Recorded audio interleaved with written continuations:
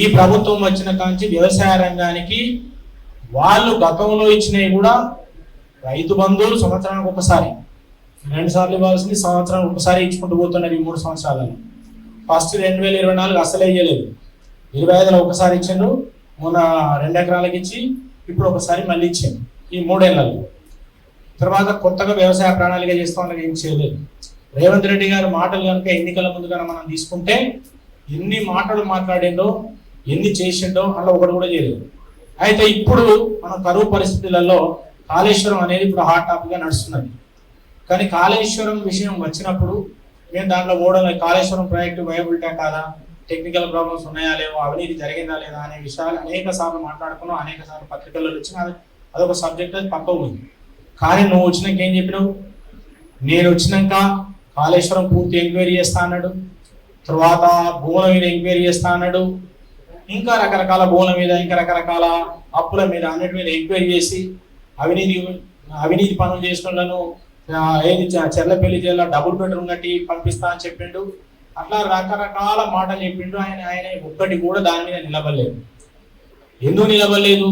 ఇవాళ మేము అక్కడ 2023 లాస్ట్ ఎన్నికల ముందు ఎప్పుడైతే మేడిగడ్డ కుంగిందో దాని మీద మేము తర్వాత సిబిఐకి అంటే సిబిఐకియా ఈ సిబిఐగా నమ్ముకోలేదన్నట్టు 2.5 సంవత్సరాలు 2 సంవత్సరాల తర్వాత మళ్ళీ సిబిఐకి ఇచ్చేసాం.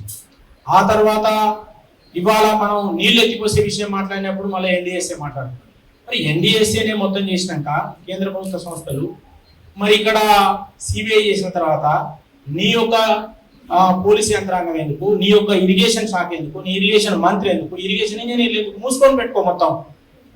కాబట్టి ఇవాళ మీరు ఏదైతే కాళేశ్వరంలో మనం కుంటలు చెరువులలో నీళ్ళు అయిపోతే ఏం చేస్తాం? ముందు పంట వేస్తాం, వరి పుట్టకొచ్చో లేకపోతే ఈనెంకనో నీళ్ళు అయిపోతాయి. ఆ పువ్వు కిందికి ఉన్న నీళ్ళను మనం కాలువ తీసి తూ దగ్గర తీసుకొచ్చుకొని తిప్పలబడి గూడేసుకొని లాస్ట్కో తడి వారించుకొని పండించుకుంటాం. ఎందుకు? ఆ రైతు ఆవేదన ఒక్కదొయ్య కూడా కష్టపడి పండించుకొని ఇంక తిండి గింజలు సంపాదించుకోవాలని చూస్తాం. ఒక రాష్ట్ర ముఖ్యమంత్రికి ఎంత బాధ్యత ఉండాలి?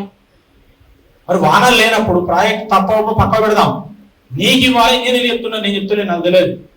ఇంటేక్ వెల్లోకి నీళ్ళు వచ్చినాయిరా బాబు, పంపుల కాడికి నీళ్ళు వచ్చినాయి, అవి ఎత్తిపోసి మనం ఆల్రెడీ ఎక్కడైతే రిజర్వాయర్లు కట్టుకున్నామో, ఎక్కడెక్కడైతే కాలువలు తవ్వుకున్నామో, రిజర్వాయర్లు కట్టుకున్నామో, సబ్స్టేషన్లు చేసుకున్నామో, ఖర్చు పెట్టి చేసుకున్నాం, వాటిని ఉపయోగించి కాస్త కుంటాల చెరువులలో నీళ్లు నింపు, లేదంటే ఆ రిజర్వాయర్లు నింపితే గ్రౌండ్ వాటర్ రీఛార్జ్ అవుతుంది, బోర్లు వేసుకుంటారు, ఆ బోర్లలో నీళ్ళు వస్తే కొంచెం నార్లు పోసుకుంటారు, ఎంతసీరు వానలు పడ్డా కూడా రైతులకు కొంత ఆసర అవుతుంది అని మేము చెప్తున్నాం. ఇది తప్ప? ఇది చెప్తే ఒక్కొక్కరిని మేడు లేదు, తొక్కుకుంటా పోతాం, తొక్కి పాడేస్తాం, జైలు పంపుతాం, ఈ జైలు పంపుతాం, ఆ జైలు పంపుతాం, ఇంజనీర్లను అవమానపరచడం, ఇది ఒక ముఖ్యమంత్రి లక్షణం అని అడుగుతాను. ఇది ఎంత అహంకారం అని చెప్తాను. వాళ్ళ మీరు ఏం చేస్తారో మాకు తెలుసు.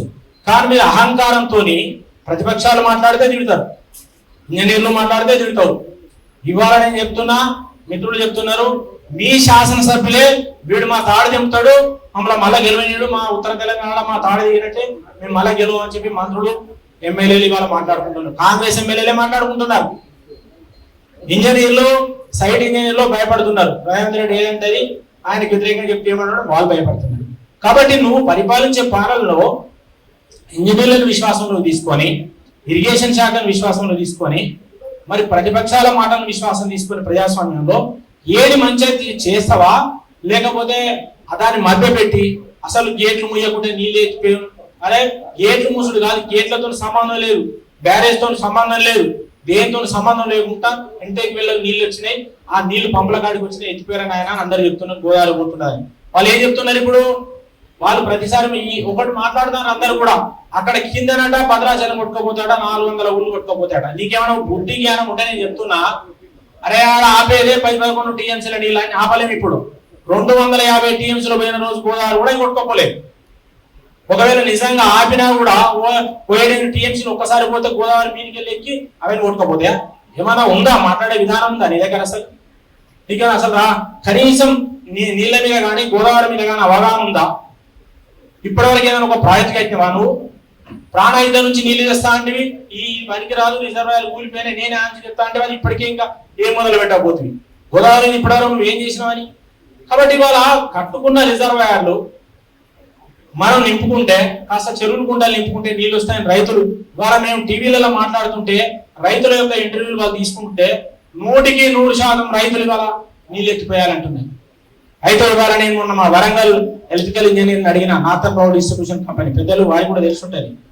నేను ఎందుకు ఎత్తిపోతలేదా, మరి ఏంటి ప్రాబ్లం, మీ మోటార్లు ఏమైనా ప్రాబ్లం ఉన్నాయి ఆడేమని అడిగితే అన్ని రన్నింగ్ ఉన్నాయి, అన్ని బాగున్నాయి సార్, కాకపోతే 22,000 కోట్లు మాకు ఇవ్వాలి, అలా 4,000 కోట్లు ప్రభుత్వం నుంచి ఈ సబ్సిడీ మీద వచ్చే అమౌంట్ అది పేదలకు ఇచ్చే సబ్సిడీ ఛార్జెస్ ఇవ్వాలి, తర్వాత 18,000 కోట్లు లిఫ్ట్ ఆయన వచ్చిన కానీ ఇప్పటి వరకు ఆ లిఫ్ట్ చేసిన అక్కడక్కడ దేవాదులు కానీ మీదే చేసినా కూడా ఇప్పటి వరకు ఐసెల్ లేదని వాళ్ళు చెప్తున్నారు.